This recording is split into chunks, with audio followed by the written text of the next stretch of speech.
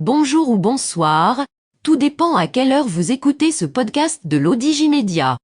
Notre chroniqueur invité, Mustapha Sehini, partage son avis et ses réflexions dans un article qu'il a intitulé « Le Maroc et le conflit Ukraine-Russie, clarification ». Alors écoutons-le dans ce podcast. L'auteur commence son article ainsi. Quelle est la position du Royaume sur le conflit Ukraine-Russie déclenché voici un an, le 24 février 2022? Lors des débats aux Nations Unies, ces derniers jours, l'Assemblée générale a adopté une résolution avec 141 voix, 7 contre et 32 abstentions. Celle-ci demande le retrait des troupes russes d'Ukraine et appelle à une paix juste et durable. Le Maroc, pour la première fois sur cette question, a approuvé ce texte. Une réévaluation de sa position, qui a retenu l'intérêt des chancelleries. L'auteur poursuit son article ainsi. Le 26 février 2022, il faut rappeler que dans un communiqué, le ministère des Affaires étrangères avait précisé que le Maroc suit avec inquiétude l'évolution de la situation entre la Fédération de Russie et l'Ukraine. Il avait alors réitéré son soutien à l'intégrité territoriale et à l'unité nationale de tous les États membres des Nations Unies. Il avait également rappelé son attachement au principe de non-recours à la force pour le règlement des différends entre États et actions favorisant un règlement pacifique des conflits. L'on avait estimé à cette occasion que c'était là pratiquement un service minimum. Aucune référence en effet à des notions clés, des credos même du droit international comme indépendance et souveraineté. Une position de principe. Rabat soutient la paix, le dialogue et la négociation entre Kiev et Moscou. Une position conforme à sa doctrine de la politique étrangère. C'est là le primat des principes fondamentaux de la Charte des Nations Unies, autrement dit la puissance normative adossée à la paix et à la sécurité internationale. Un référentiel qui est un marqueur connu de la diplomatie du Royaume. L'auteur précise ainsi. Sa Majesté le Roi l'avait rappelé dans son discours au sommet Maroc, pays du Golfe, à Riyad, le 20 avril 2016, le Maroc est libre dans ses décisions et ses choix, et n'est la chasse gardée d'aucun pays.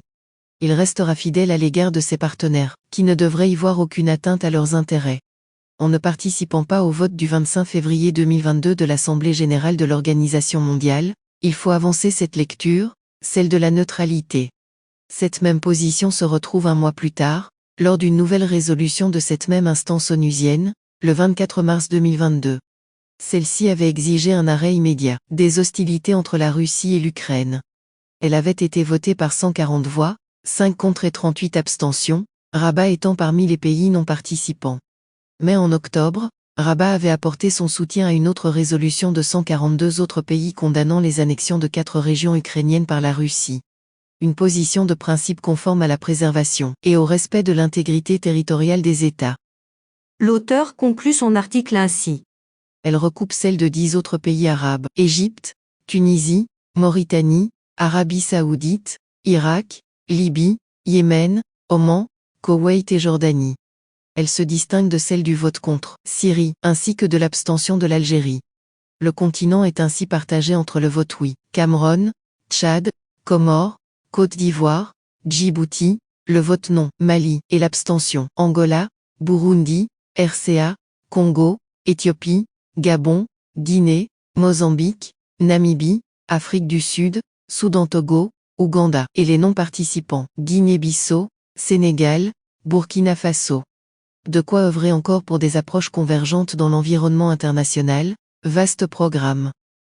Rédigé par Mustapha Sehini et lu par l'intelligence artificielle de l'ODJ Média.